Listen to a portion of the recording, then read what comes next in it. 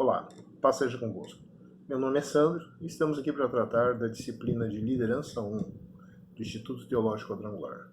Pois bem, no capítulo 1, a partir do primeiro tópico, começamos a tratar da segunda viagem missionária do apóstolo Paulo, onde em sua companhia ele tem o seu discípulo Silas. Nessa viagem, eles têm por objetivo visitar algumas das cidades que já tinham sido visitadas na primeira viagem missionária. E o que acontece?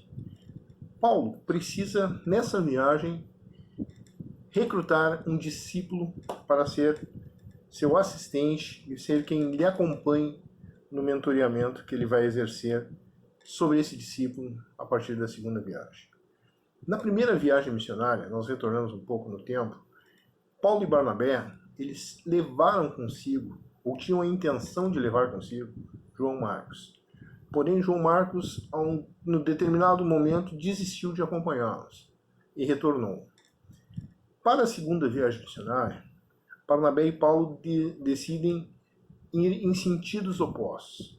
Barnabé acompanhado de João Marcos e Paulo acompanhado de Silas.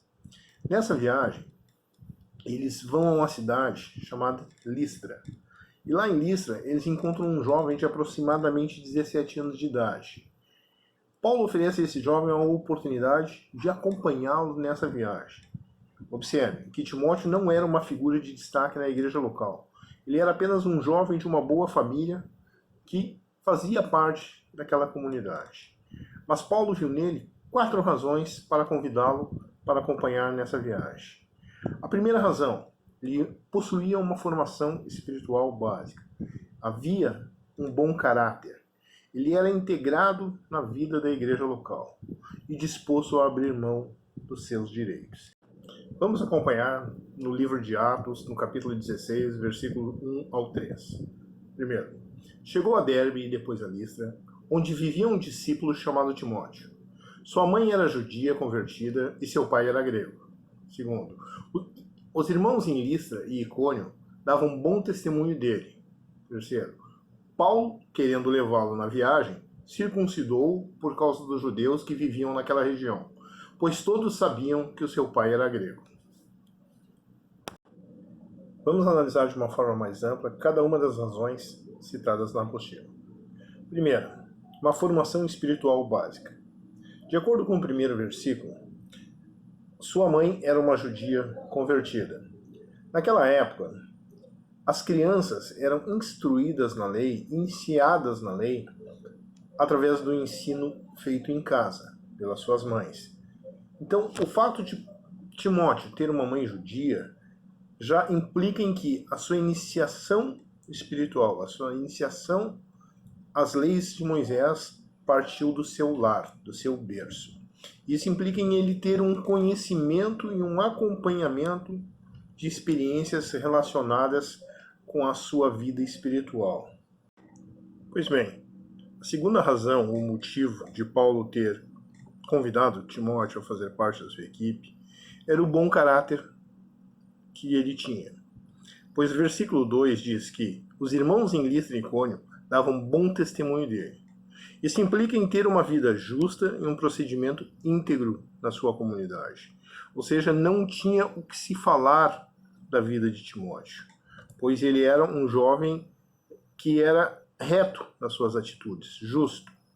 A terceira razão é que ele era integrado na vida da igreja local, ou seja, fazia parte das atividades da igreja local.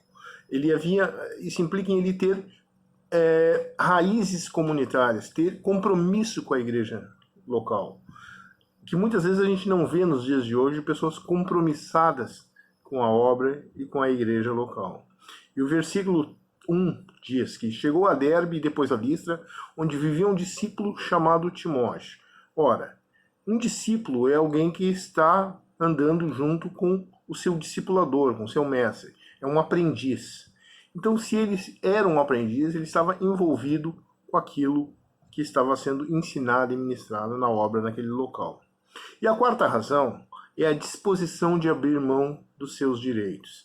Timóteo não era obrigado a passar pelo processo da circuncisão, mas ele se permitiu fazer isso para que o bom andamento da obra fosse levada adiante, pois isso implica em submissão consciente e atitude de servo.